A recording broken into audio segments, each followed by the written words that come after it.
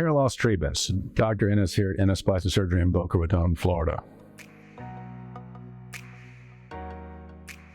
So specifically, what are our options? Maybe we're not ready for hair transplant yet, but what are our treatment options for hair loss? Well, you have to understand the underlying process. First, what's causing the hair to fall out? Well, there's a molecule called DHT, dihydrotestosterone, which is the molecule that turns off or turns the switch off on the hair follicle that causes it to stop growing. Now, if we ever figure out how to turn it back on, every guy out there will be rubbing this on their head, but it's something they're researching pretty significantly. Hopefully someday we'll figure out how to turn those hair follicles back on, but all we know how to do right now is prevent them from being turned off. So as soon as you see some hair loss or you see some thinning, we need to get you on some medications very quickly.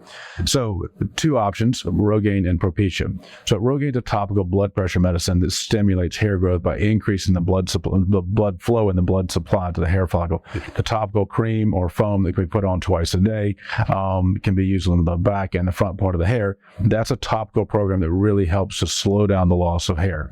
But we like to combine that with Propecia, which is a pill. Now the pills came about because of the older medications that have been around for a long time that were used to treat prostate swelling. And so as men got older, the prostate would swell. They had to get up and go to the bathroom in the middle of the night. So they found if they blocked the DHT with a medication such as Propecia, the prostate would begin to shrink and the men could sleep through the night. Well, these same men came back and said, lo and behold, my hair quit falling out. So they started looking at it, and sure enough, the DHT was the same molecule that was triggering the hair follicle to turn off. So by blocking the DHT, we can once again stop the progression or slow down the progression of the hair loss by using the combination of those two medications.